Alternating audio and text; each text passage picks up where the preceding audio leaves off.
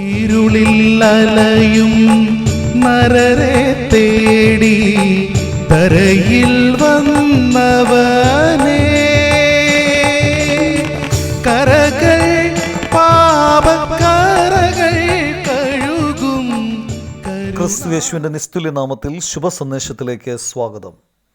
വിശുദ്ധ വേദപുസ്തകത്തിൽ യോഹന്നാൻ എഴുതിയ സുവിശേഷം 19-ാം അധ്യായം 19-20 വാക്യങ്ങളിൽ നാം ഇപ്രകാരം വായിക്കുന്നു: പീലാത്തോസ് ഒരു മേലെഴുത്തും എഴുതി ക്രൂശിന്മേൽ പതിപ്പിച്ചു.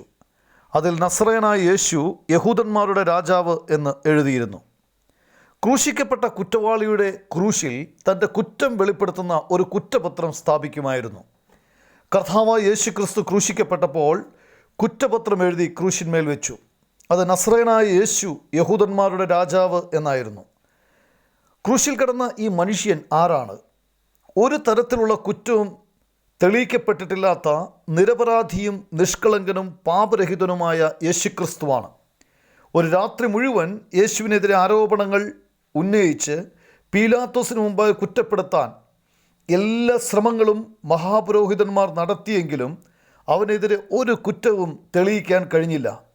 ഇപ്പോൾ അവൻ്റെ ക്രൂശിൽ എഴുതിയിരിക്കുന്നത് നസറേയനായ യേശു യഹൂദന്മാരുടെ രാജാവ് എന്നാണ്.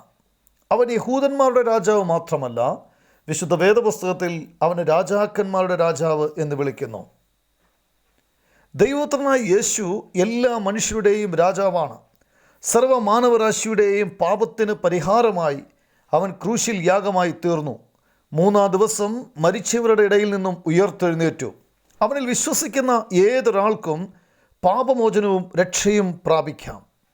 ദൈവപുത്രനും രാജാതിരാജാവുമായ കർത്താവായ യേശുക്രിസ്തുവിൽ വിശ്വസിച്ച് നിങ്ങൾക്കും രക്ഷിക്കപ്പെടാം. ദൈവം നിങ്ങളെ അതിനായി സഹായിക്കട്ടെ. ഇത് നിങ്ങൾക്ക് വേണ്ടി ദൈവത്തോടുള്ള ഞങ്ങളുടെ പ്രാർത്ഥനയാണ്.